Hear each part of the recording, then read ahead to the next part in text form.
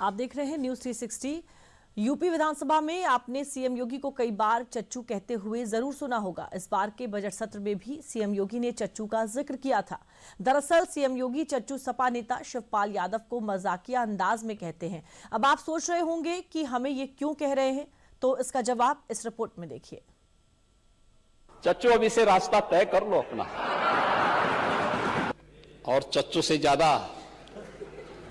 चुनाव कैसे जीते जाते हैं इसको कौन जान सकता है। और बेचारे हमेशा ठगे जाते हैं ऐसे ही। कब तक यह न्याय होगा? तो लेके गए होते, आगे पीछे चच्चू को भी लेके चले गए होते, तो कम से कम।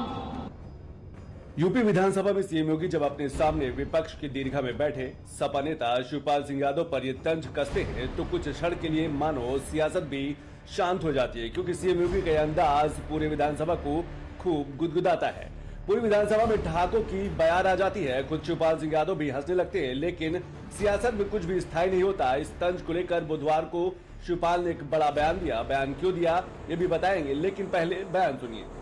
कहीं हमारा तुम्हारा नाम न बदल दे, और रोज सदन में देख रहे होगे हमारा नाम तो चच्चू चच्चू कह करके माला जपते रहते हैं, तो कहीं आपका हमारा नाम न नाम कहीं पर याद है तो कहीं पर कसम, कहीं पर गुलामी की पहचान है तो कहीं विकास की नई उड़ान है।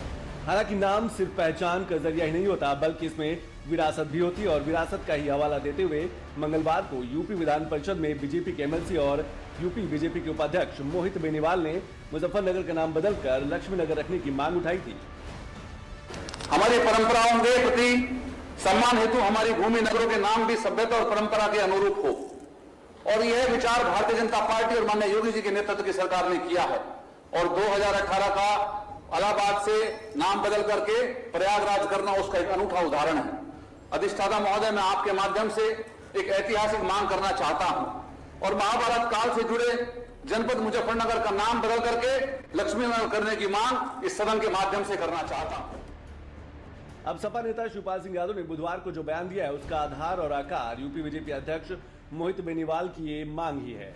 हालांकि शिवपाल यादव के बयान में मुजफ्फरनगर को लेकर उठाई गई मांग पर वार कम, चच्चू वाले बयान की कसक ज्यादा नजर आ रही थी।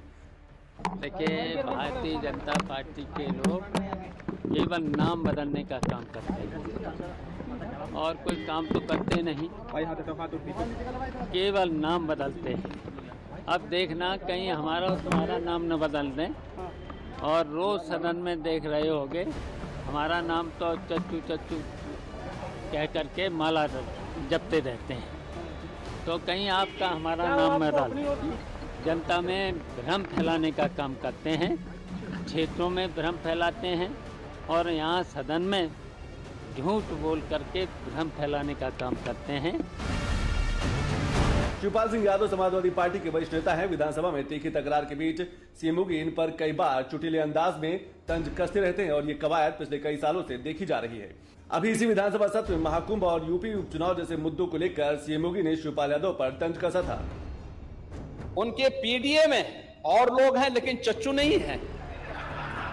वो बेचारे हमेशा ठगे जाते हैं ऐसे। कब तक यह न्याय होगा? पता नहीं। महाभारत तुम एक बार पढ़िए महाभारत।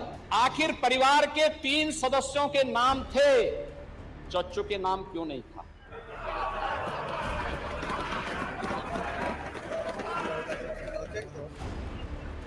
अरे उनका भी नाम देते, वरिष्ठ नेता थे। बेचारा रगड़ते रगड़ते अपने को जो है मीडिया में है ही नहीं। बेचारे चच्चू देखते रह जा रहे हैं कि ठगे गए एक बार फिर। और अच्छा होता पूरे समाजवादी परिवार को लेके गए होते, आगे पीछे चच्चू को भी लेके चले गए होते, तो कम से कम 2013 में तो मैं उनकी मजबूरी मान सकता था। कम से कम 2025 में तो करवा करके पुणे के भागीदार बना देते।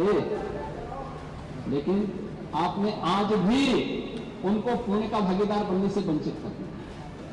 देखिए, भतीजे चले गए, चच्चू फिर वही तक अपना। उपचुनाव की भी आपने चर्चा की, लेकिन आपके यहां तो चुनाव के एक्सपर्ट शिवपाल जी हैं।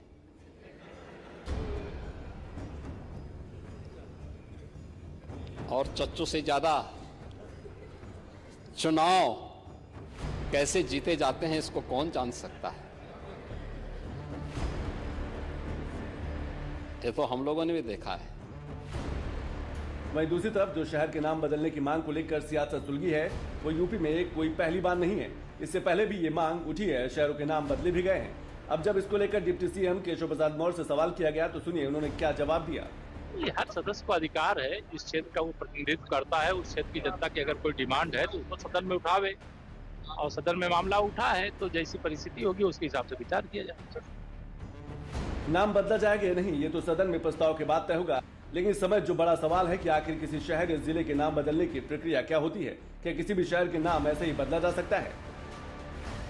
जिले की जनता या जनप्रतिनिधियों द्वारा नाम बदलने की अपील की जाती है। प्रस्ताव को राज्य विधानसभा में पास कराया जाता है। प्रस्ताव को कैबिनेट में पास कराया जाता है। प्रस्ताव के बाद नए नाम का गजट पत्र तैयार किया जाता है। गजट में नए नाम का ऐलान किया जाता है। नए नाम के बोर्ड रेलवे स्टेशन, कार्यालय और बस स्टैंड पर लगाए जाते हैं। किसी भी शहर जिले का नाम बदलने के बाद दस्तावेजों में भी बदलाव होता है। हालांकि पहले से जारी हो चुके दस्तावेजों में किसी तरह का कोई बदलाव नहीं किया जाता है। सरकार की तरफ से जो नए दस्तावेज जारी किए जाते हैं उनमें पुराने की जगह शहर का नया नाम प्रिंट होता है। किसी भी जिले और शहर का नाम बदलने पर उसमें कितना खर्च आता है वो भी आपको बताते हैं।